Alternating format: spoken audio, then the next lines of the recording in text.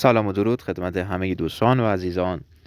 قرار بر این شد که در این قسمت در مورد یکی از معاملاتی که در این هفته داشتیم صحبتی رو داشته باشیم و امیدوارم نکاتی که در این ویدیو قرار هست بیان کنم برای شما مفید واقع بشه. خب، ستاب QMTR. گاهی ما در چارت QM می‌داریم که ممکنه سطوح ارزشمندی هم داشته باشه، هم ساختار مناسبی داشته باشه، هم آرایش برگشتی مناسبی داشته باشه و شما این ریسک رو بپذیرید که این QM برای شما قرار هست عمل بکنه.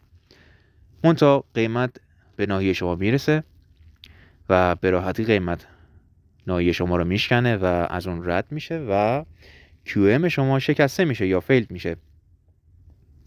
اینجا ما با QM جدیدی مواجه هستیم که بهش میگن QMTR. من اسمش رو یادداشت میکنم براتون و شماتیکش هم رسم بکنیم و هم دیگه ببینیم قرار هست چه اتفاقی توی چارت بیفته و دنبال چه چیزی باشیم.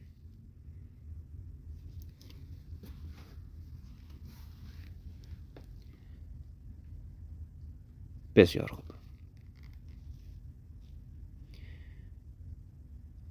این رو من رسم کنم. خب این از لگ اولمون.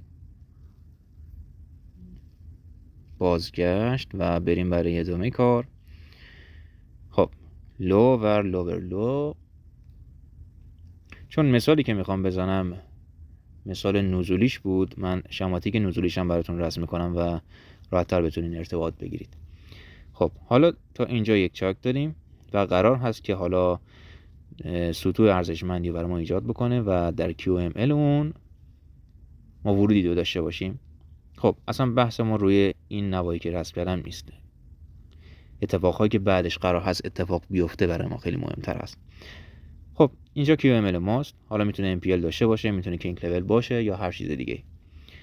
خب قیمت قرار هست برسه به اینجا و ما انتظار این رو داشته باشیم که از این ناحیه که قیمت بهش رسیده حالا به سمت تارگت ما که انتهای لگ چهارم و بیشتر هستش، خب قیمت حرکت بکنه. ولی منتها ممکنه قیمت با کمی درجا زدن یا حتی بدون درجا زدن به راحتی سطح ما رو بشکنه و به این شکلی که کشیدن برسیم.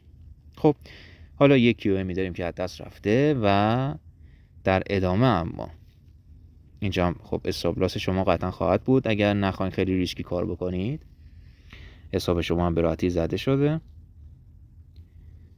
و چه اتفاقی میفته؟ شما افسوس میخورین که چرا تو این ستاپ وارد شدین. نه، شاید چارت بهتون یک موقعیت جدیدتر و بهتری هم داده باشه و شما باید خیلی انعطاف پذیر باشید و سعی کنید با چارت همراه باشید و سعی نکنیم که دیدگاهی که خودمون داریم رو به چارت تحمیل بکنیم. خب در این ناحیه که با فعلش براتون مشخص کردم ما ممکن هستش که یک ناحیه‌ای داشته باشیم که همتراز با این QML ما باشه. خب در این قسمت که با باکس آبی براتون مشخص کردم، من از عبارت خب از سایزش عبارت کینگ استفاده میکنم. در این ناحیه که براتون رسم میکنم قرار است چه اتفاقی بیفته و شما باید چه چیزی رو ببینید که بتونید بهش احتمال بدین چه قرار هست سفارش هایی در اون باشه که شما بتونید در جهت جدید وارد پوزیشن فروشتون باشید. خب اگر شما این اشکالی که من میکشم، این از این سایه و خب یک کندل بعدی اینجا یه دونه هیدن بیس برای ما در واقع اتفاق میافته و شکل میگیره. سایه رو من درست کنم. حالا اگر بتونم اینو صاف بکشم، خب اینو باید پاکش کنم، اجازه بدید. خب یک سایه درست درمان اینجا میکشیم. ما یک ناحیه‌ای داریم به اسم هیدن بیس. خب در تایم پایینتر این به شکل بیس خوب ممکنه دیده بشه، ولی اگر همین هم دیدین میتونین اکتفا بکنین بهش، یا اگر این شکل رو دیدیم تقریبا شبیه همونه، منتها یه دونه کندل کوچولو این وسط رو ممکنه باشه که هر چقدر جمع و جورتر باشه برای شما ارزنده تر خواهد بود. و بعد کندل دوم و کندل سوم که این ناحیه هم که ایجاد میشه برای شما ناحیه بسیار مناسبی هست به عنوان اینکه بتونین دیدگاه فروش و خرید رو در ناحیه جدیدتون داشته باشید. و اما شکل سوم، خب یک کندل نزولی، چون سفارش ما الان تو جهت فروش هست، من دارم حالتهای نزولیش رو میکشم به این شکل داشته باشین، یعنی یه حالت انگولفینگ برای شما ایجاد بشه، یک کندل قوی داشته باشید، یه ریزش قوی یا یک صعود قوی و شما احتمال بدین که در این ناحیه برای شما اتفاقی مناسبی افتاده باشه. خب قیمت قرار هست به این ناحیه برگرده و ما حالا دیدگاه خلاف دیدگاه قبلمون رو داریم و در جهت فروش میتونیم اوردر گذاری بکنیم به این شکل.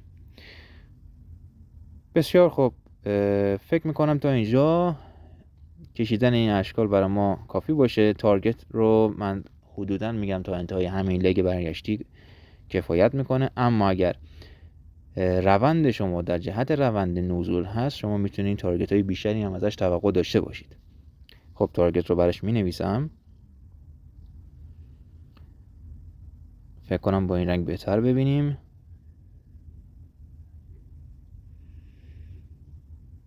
فونتش هم عوض میکنم براتون. بسیار عالی. خب این از تارگت. گفتم انتهای لیگ چهارم یا اگر روند شما روند غالب بود میتونید انتظار حرکت بیشتری داشته باشیم. بریم سراغ مثالمون. من چارت رو یه مقدار درستمون کنم. روندمون که نزولیه، کاملا مشخصه، کف و سقف های پایین‌تر رو داریم و در این ناحیه که دارم بهتون اشاره میکنم ما یک اتفاقهای زیبایی رو در چارت داریم. من تایم رو براتون کم میکنم تا بتونیم نوایی بهتر و بیشتر راحت‌تر بتونیم پیدا کنیم ببینیم. خب ببینید اینجا در این قسمت ما چی داریم؟ اینجا یه دونه شکست اومده، اینجا یه دونه سقف رو زده و باکس قرمز من براتون بکنمش یه لحظه. خب اینجا ما این سقف رو از دست دادیم و حالا یک QMی متولد شده که هنوز شاید، خب اینم براتون رسم کنم، شاید نشه بهش بگیم QM چون گفتیم قوانین دیگه هم داریم، قوانین 1236 رو داریم و لک‌های برگشتی تاییدیه‌ای که باید بگیرین رو و غیره. خب حالا QML کجاست؟ من به صورت حالا نه آنچنان دقیق براتون در این ناحیه به صورت یک خط رسم میکنم. بذارید اول لک‌ها رو نامگذاری بکنم. خب این از لوی ما، لوور لوی من، ال کوچیک شد، ال بزرگش بکنیم. بسیار خوب، سقفمون این از های و این باکس قرمز رنگ که انگولف صورت گرفته به صورت هایر های نامگذاری میشه.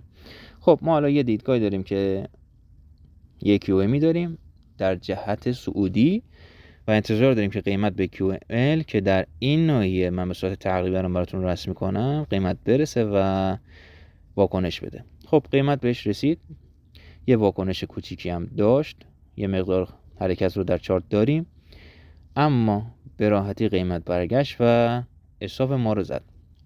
تو این حالت دیگه فرق نمیکنه که ما استاپمون کجای چارت باشه، پشت MPL تون باشه، پشت QML تون باشه یا پشت لوور یا های هایتون باشه، یعنی اون سقف QM تون هر جا باشه دیگه تو این حالت اون قیمت بهش میرسه و استاپتون رو میزنه و احتمالاً یه حرکت بیشتری هم داشته باشید.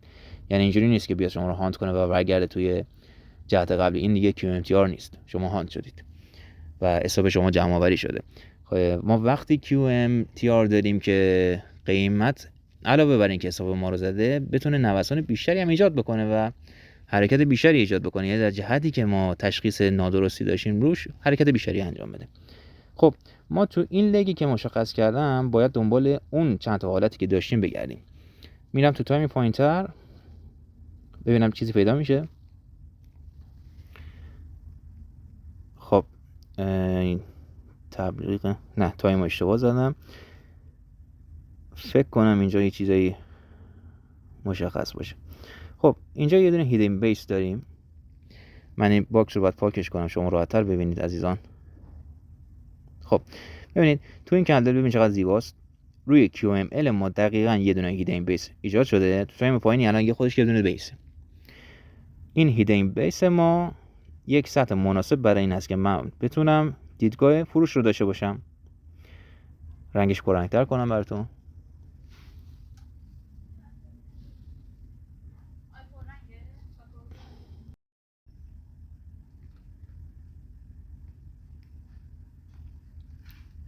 خب ما تو این قسمت الان من به صورت دراپ بیس دراپ نامگذاریش میکنم، یا شما هر اسمی که میخواین رو روش بذارید، مشکلی نداره. در ادامه اما ما فکر میکنم که اینجا یه دونه ریجکشن داریم که میتونه در آینده به عنوان یه فیک کد باشه.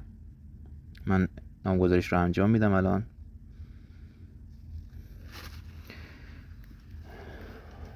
آروان ما هست و اینکه خب به عنوان اولین ریجکشن و بازگشت قیمت باید نامگذاری بشه و در آینده ممکنه دوباره قیمت اینجا یه دونه مقاومت واکنش بهش بده و بشه آردوی ما و یه نایه فیک کدی براتون ایجاد بکنه و بخواد بعدا به صورت LQ بار به نایه شما برسه.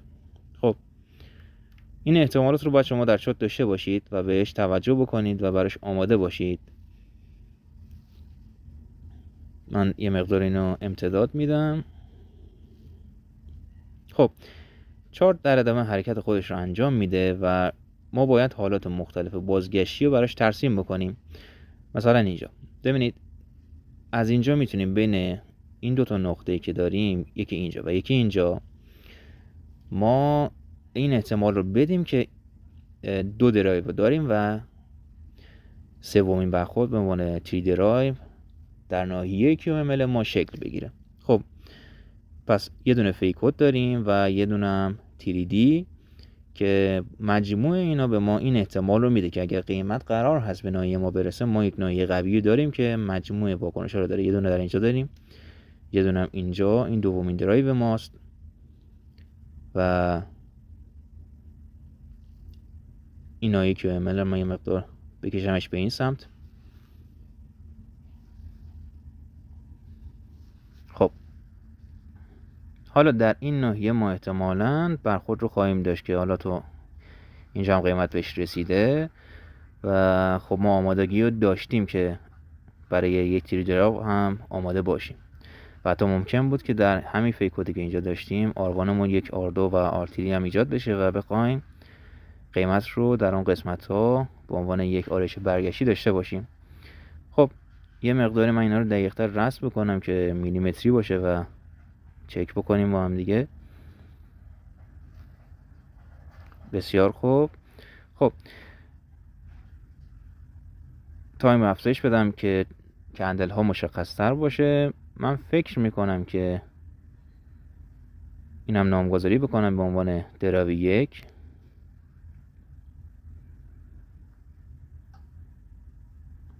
و درایو دوم رو هم نامگذاری کنم.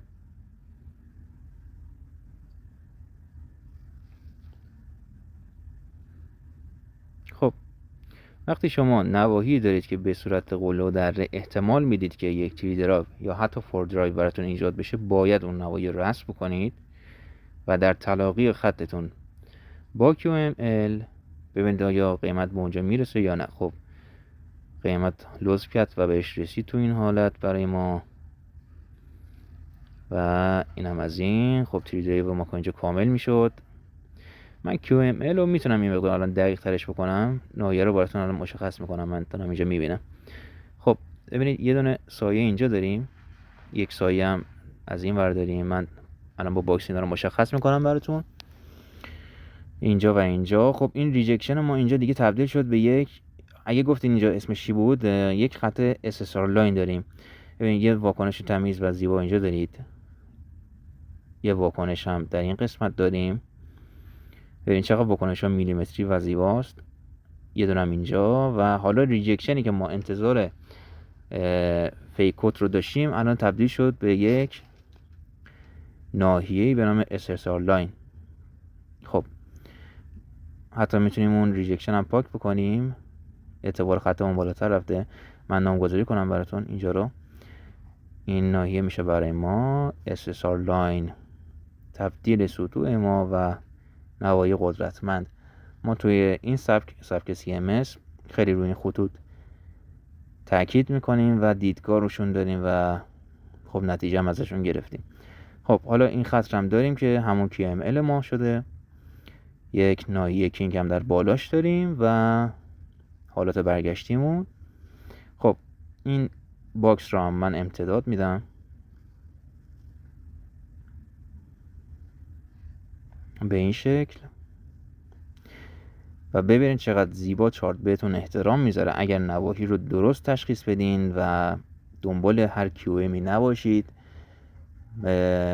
دوستانی که QM میفرستن 99% QM هاشون در حد همون چاک میمونه و نمیتونن انتظار داشته باشن. همیشه به این صورت نیست که قیمت انقدر تمیز بیاد میلیمتری به لبه زونتون تاچ بکنه و بخواد بره. ممکن است که یک مقداری شما بازی داشته باشید و توی زونتون نفوذ داشته باشید یا حتی در این نواحی زیر زونتون قیمت برسه و بدون که وارد زونتون بشه حرکت خودش رو آغاز بکنه.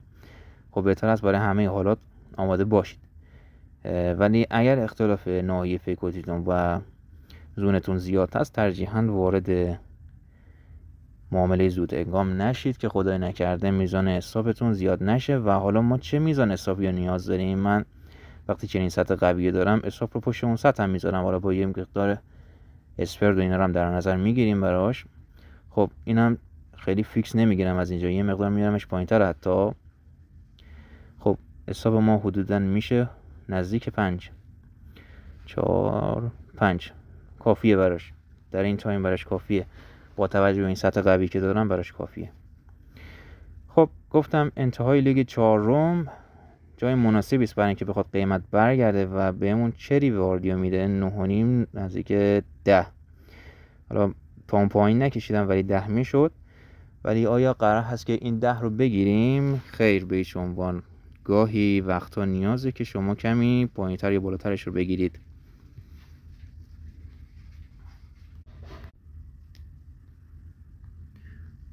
خب بسیار عالی، این هم از ریواردش و شما ممکنه که بتونید در نواحی بالاتر هم حتی تصفیه بکنید یا ریسکگیری بکنید. مثل این ناحیه که یک QM دارید، قیمت بهش میرسه، کمی درجا میزنه و خب تو اون زمان شما نمیدونید که قرار است قیمت برگرده یا اینکه ادامه مسیر رو بده. پس بهتره که در این نواحی هم